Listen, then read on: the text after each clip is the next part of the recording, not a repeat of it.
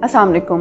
मेरा नाम मौफिया मलिक है। बाय प्रोफेशन में क्लिनिकल साइकोलॉजिस्ट यानी माहिर नफ्सियात हूँ। उसके साथ ही साथ सर्टिफाइड हिप्नोथेरेपिस्ट, CBT और NLP प्रैक्टिशनर भी हूँ।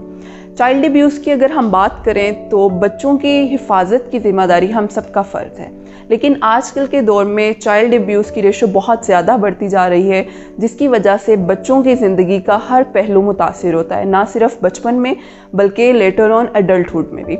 अगर मैं बात करूँ, बहुत सी टाइप हैं चाइल्ड अब्यूज़ की, लेकिन जो टॉप पे देखी जाती हैं उनमें सबसे ज़्यादा है बुलिंग। हमारे यहाँ बुलिंग का फैक्टर बहुत ज़्यादा है। उसके साथ ही साथ फिज़िकल अब्यूज़ है, बच्चों को मारा जाता है, इमोशनल अब्यूज़ है, निगलेक्शन के तौर पे। यानी ये सारे अब्यूज़ जितने भी हैं वो बच्चों की ज़िंदगी में ना सिर्फ पेन बल्कि साइकोलॉजिकल चेंजेस, साइकोलॉजिकल जो है वो इश्यूज़ भी लेकर आते हैं, जिसकी वजह से वो अपनी लाइफ में बहुत ज़्यादा डिस्टर्ब रहते हैं।